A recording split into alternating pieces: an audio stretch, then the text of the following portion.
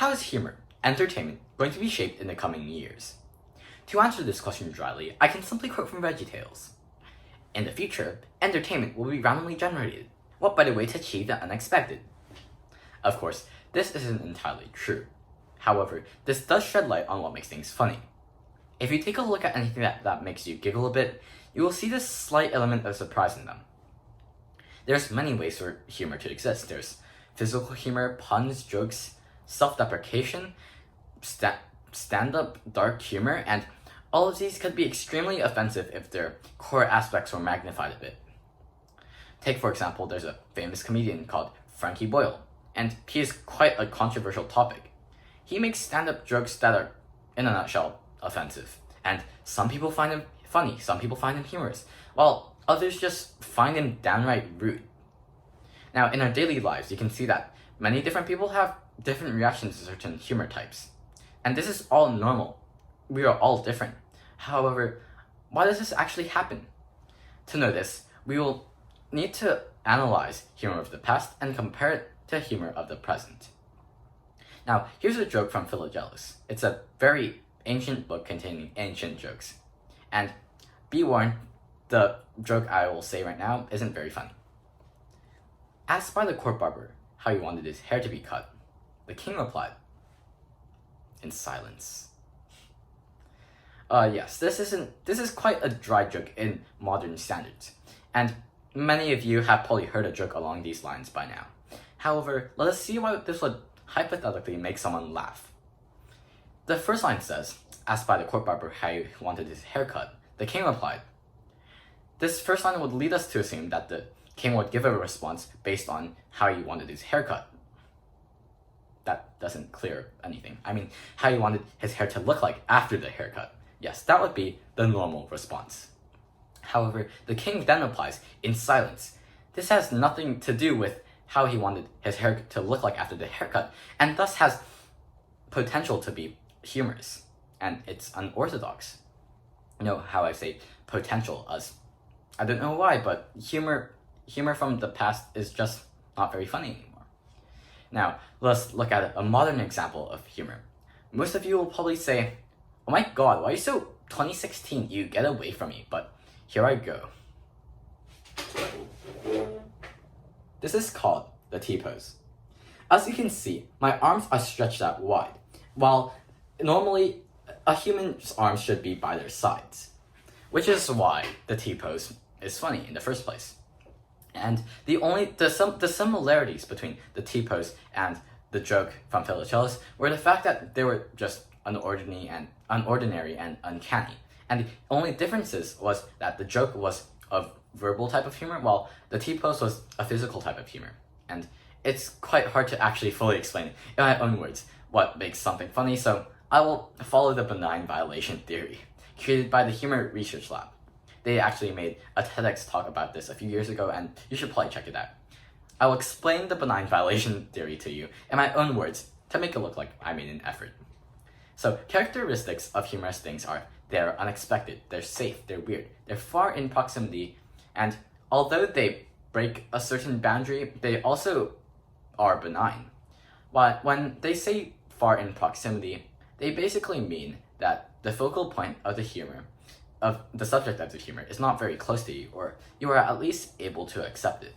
So for example, if you fart, some people might find it funny, while you might find it embarrassing, and you might cry because other people are laughing at you. However, if your teacher farts, you might laugh because your teacher farted. That's very funny, while your teacher might just scold you. Being unexpected, safe, weird, far in proximity, these are the essence of humor. These never change. Actually, the thing is, even if the humor of today is different from the humor of the past, the only difference is the scale of how these traits are perceived in this age and how humor is delivered. The limits of what we set ourselves are changing, and thus there is more humor types than ever before. The evolution of our boundaries also causes types of humor to die faster than others. What we think is unexpected, unacceptable, cringy, and safe is changing humor. As we grow up, we just broaden, change, and refine the limits of what we find funny. Humor is just what we find funny. As generations continue to grow, humor will evolve into a different form but maintain its key aspects. In the past, humor to me was just dry puns, but now I really enjoy reading and watching self-deprecating jokes online.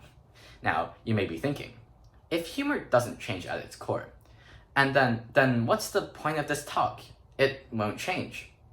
Well, the thing is, just like how greenhouse gases are meant to help maintain heat to help life grow, too much of it is bad. Humor plays a huge factor in our lives. It helps us bond with people. It is required in socialization, and it boosts our mental health and physical health. It also helps others get to know what your limits are, what you enjoy and dislike. When you see educational books for children, they always have cartoons to make it fun for kids to read, so that kids will actually read them. Children generally don't like to read a book full of words. I think it was 2 years ago during an English class where it was a new year and everyone didn't know each other because it was a new year, yada yada yada. The teacher got us to play a game of icebreakers. We basically just find an adjective that starts with the first letter of our name to describe ourselves. So if your name was Terry, you could be Terrific Terry or something strange like that. So by the way, if you didn't know, my name is Daniel. So I thought of Dynamic Daniel, Different Daniel, Distant Daniel, and Dank Daniel. And to be honest, I should have chosen Dynamic Daniel, but anyways, I chose Dank Daniel since I thought it was funny. I know, it was very weird, but I was very into memes at the time, and although I didn't understand them, I thought dank memes were very funny.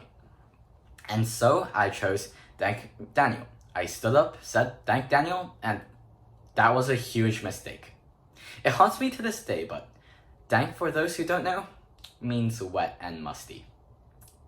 Yeah, that was the wrong choice, but my humor made me pick the wrong choice.